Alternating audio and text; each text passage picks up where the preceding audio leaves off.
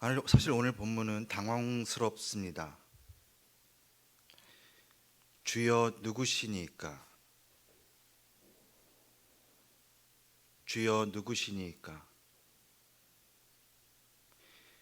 하나님을 향해 그토록 열심을 보이던 사람 아닙니까? 근데 그가 이렇게 묻는 것입니다. 주여 누구시니까? 사울의 열심은 누구를 위한 열심이었습니까?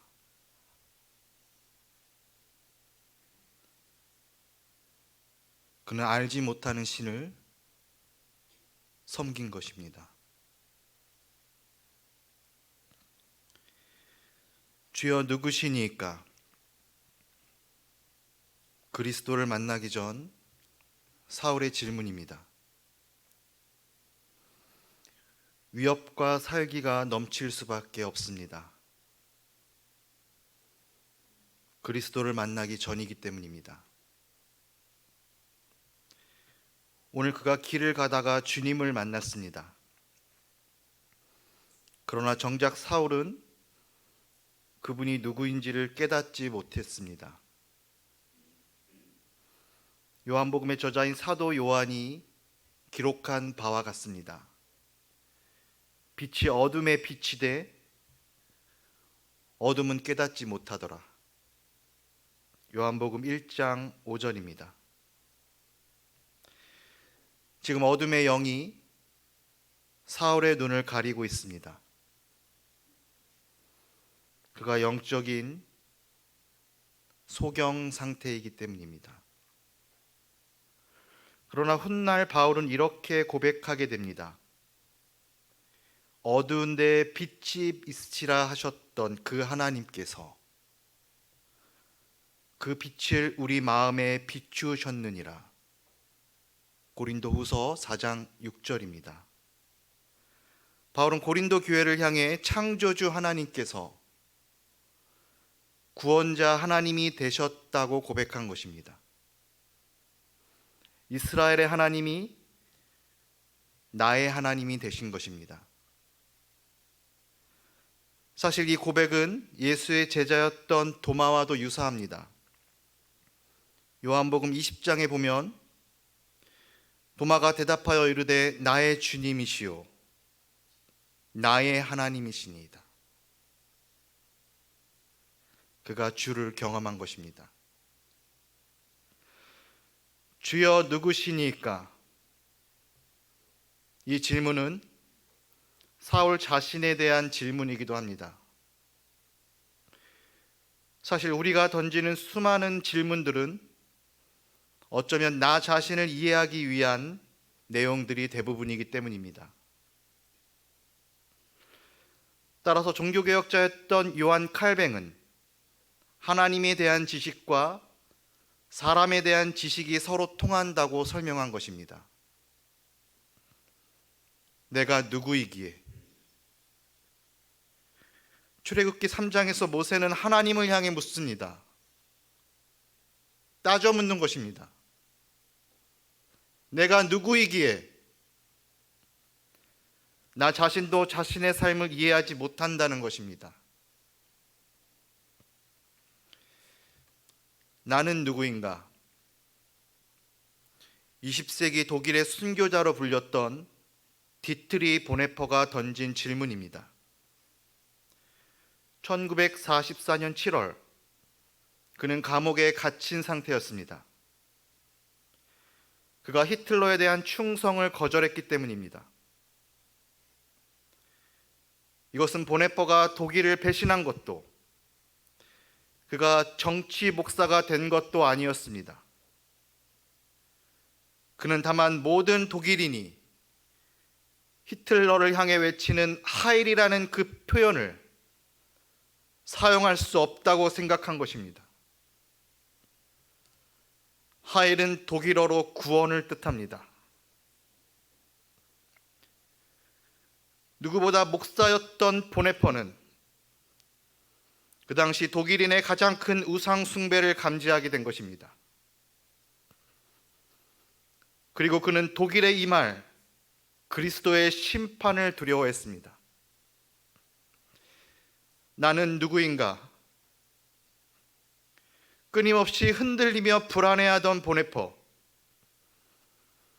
감옥 속에서 그는 자신을 향해 던진 것입니다. 나는 누구인가? 이 고독한 물음이 나를 비웃는다. 그러나 그 시의 마지막은 이렇게 종결됩니다. 내가 어떤 사람이건 하나님 당신은 나를 아십니다. 나는 당신의 것입니다. 많은 보네퍼 전문가들은 말합니다. 그가 독일의 감옥에서 이 시를 적어 내려가기 시작했을 때 그는 독일의 천재 신학자도 그리스도인으로서 자신의 정체성도 분명하지 않았다고 말입니다. 다만 그는 한 시대를 살아가는 한 명의 동료 시민으로서 말했다는 것입니다. 디트리 보네퍼. 그는 나를 따르라는 그리스도의 부르심을 따라 단지 그 자리에 놓여 있었을 뿐이었습니다. 20세기 역사상 가장 어두운 영적 현실에 직면한 채로 말입니다. 오늘 본문은 회심 전 바울이 경험한 일입니다. 그는 이스라엘 족속 중 베냐민 지파에 속한 사람입니다. 야곱이 그 자식들을 앞에 두고 마지막으로 남긴 유언이 무엇입니까? 그는 베냐민을 향해 이렇게 축복했습니다. 베냐민은 물어뜯는 일이라. 창세기 49장 27절입니다. 이것이 베냐민 지파의 후손들이 가진 육체적 본성입니다. 그러나 어떻습니까? 사울은 살아계신 주님을 만난 후 그 변화가 시작되었습니다. 그가 변화되기 시작한 것입니다. 사울아, 사울아, 나는 내가 박해하는 예수라. 사울이 주의 음성을 듣게 된 사건입니다. 본문 3절에 보면 사도행전의 저자인 누가는 그가 그 길을 멈출 수밖에 없었다고 기록합니다.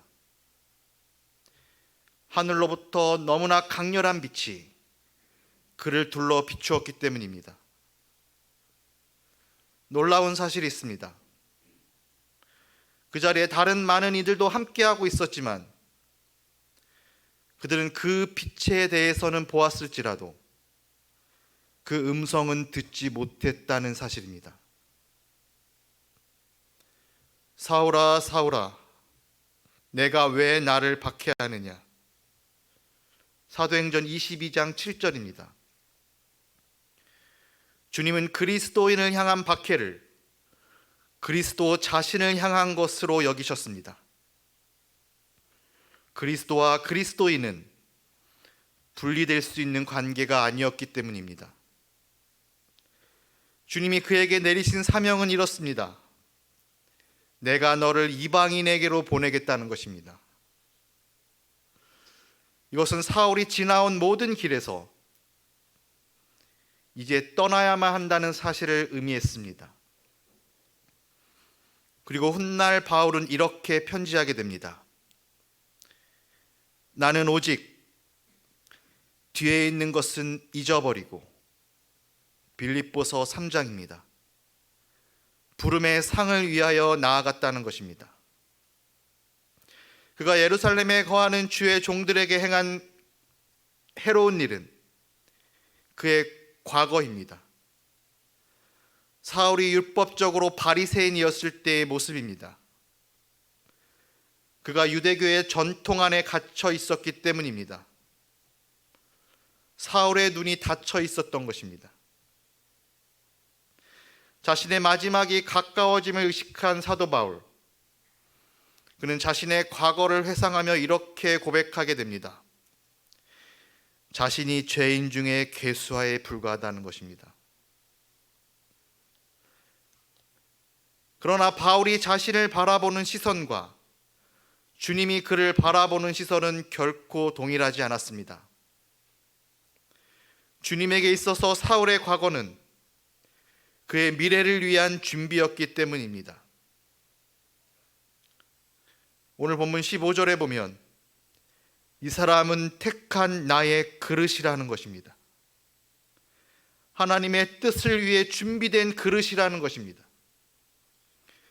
고난의 그릇입니다. 이어지는 사도행전 9장 16절의 내용이 무엇입니까? 그가 내 이름을 위하여 고난을 받아야 할 것을 너희가 아느냐는 것입니다. 사울이 주님을 위한 고난에 동참케 된다는 것입니다. 이것을 바울은 골로새 지역에 다음과 같이 편지하게 됩니다. 그리스도의 남은 고난을 내 육체에 채우겠다는 것입니다. 1장 24절입니다. 그의 몸된 교회를 위하여서 말입니다. 사람은 과거를 통해 미래를 판단합니다. 그러나 이것은 신학적이지도 않습니다. 믿음의 방식이 아니라는 것입니다. 부활의 주님 안에서 우리의 모든 삶은 그리스도를 위한 준비에 불과하기 때문입니다. 오늘 사울이 주를 만났을 때 주님은 그의 눈을 감게 하셨습니다. 그가 믿음의 눈을 새로이 떠야만 했기 때문입니다.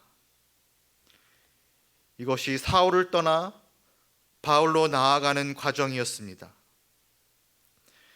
바리새인으로서 사울은 영적인 맹인에 불과했습니다. 그러나 바울이 된 사울은 고린도후서 5장을 통해 이렇게 고백합니다. 어떤 사람도 육신을 따라 알지 아니하겠다는 것입니다. 이는 그가 영적인 사람이 되었기 때문입니다.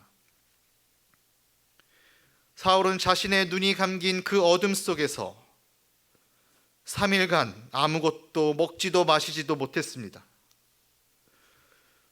이는 어쩌면 증인으로 부르심을 받은 아미떼의 아들 요나가 경험한 그 3일이었을 것입니다. 오늘 사울은 그리스도를 향해 돌아오게 됩니다. 이는 그가 예수를 떠나 있었다는 사실을 말해줍니다. 유대의 전통과 율법에 갇혔던 사울입니다. 이것을 우리는 사울의 회심이자 소명이라고 말합니다. 그러나 우리는 이를 조금 더 정확히 이해할 필요가 있습니다. 사울의 회심입니까? 사울의 소명입니까? 만일 우리가 이를 회심으로 생각한다면 이는 그가 유대교를 완전히 떠났음을 의미하게 됩니다. 그러나 만약 이 사건이 그의 소명이었다면 그는 유대교 안에서 그 변화를 경험한 것입니다. 로마 교회를 향해 바울은 이렇게 말한 적이 있습니다. 하나님이 자기 백성을 버리셨느냐? 그럴 수 없다는 것입니다. 나도 이스라엘인이요 아브라함의 씨에서 난 자요 베냐민 지파라. 바울은 언제나 자기 민족인 이스라엘의 구원이 우선인 사람이었습니다. 그가 어느 지역, 어느 도시로 가든 그가 유대인의 회당을 먼저 방문한 이유가 여기에 있습니다. 그곳에 있는 유대인들에게 복음을 전하려는 목적 때문입니다. 이것이 이방인의 사도로서 바울이 행한 일입니다. 그가 그토록 이방인의 구원을 위해 헌신한 것, 바로 그것이 유대인의 구원을 위한 일이라고 그가 판단했기 때문입니다. 이스라엘의 초대왕 사울, 그리고 이방인의 사도가 된 바울, 그들은 모두 베냐민 지파입니다. 구약의 사울은 믿음의 길에 넘어졌습니다. 따라서 하나님께서는 사무엘을 통해 이렇게 말씀하셨던 것입니다. 내가 사울을 왕으로 세운 것을 후회하노니. 오늘 우리가 사울이 아닌 바울의 길을 걸어가야만 하는 이유입니다. 이것이 그리스도의 제자로서 살아가야 하는 코람데오의 신앙이기 때문입니다. 바울은 혼난 디모데를 향해 이렇게 말합니다. 내가 전에는 비방자요, 박해자요, 폭행자였으나 내가 알지 못하고 행하였습니다. 디모데전서 1장 13절입니다. 그가 자신의 무지를 고백한 것입니다. 이처럼 사울의 회심은 그의 소명의 자리와도 같습니다. 다시 말해 회심의 자리가 그의 소명의 자리였다는 것입니다. 그렇다면 성경은 우리에게 회심에 대해서 이렇게 말해주고 있습니다. 회심은 결코 마음의 변화에 머무르는 개념이 아니라는 것입니다. 마음의 변화를 훨씬 넘어서는 일입니다. 우리가 회심을 메타노이아로 설명하지만 여기서의 돌이킴은 곧 생각의 변화를 말합니다. 지성의 회심이 필요하다는 것입니다. 이것이 고린도 교회를 향한 바울의 핵심적인 교훈이었습니다. 그는 고린도후서 10장 5절에 이렇게 말합니다. 모든 생각을 사로잡아 그리스도에게 복종시키라는 것입니다. 왜냐하면 사도 야고보의 말처럼 세상과 버치되고자 하는 자는 스스로 하나님과 원수가 되는 일이기 때문입니다. 고린도전서 2장에 보면 바울은 자신이 설득력 있는 지혜의 말을 버렸다고 말합니다. 그러나 이것은 그가 지성을 포기했다는 뜻이 아닙니다. 다만 바울은 세상의 지혜와 그리스인들의 화려한 미사여구를 저버렸다는 것을 말합니다. 너희 믿음이 다만 하나님의 능력에 있게 하려고 말입니다. 고린도전서 2장 5절입니다. 다시 말해 바울은 주님의 영광을 자신이 가로채지 않겠다고 고백한 것입니다.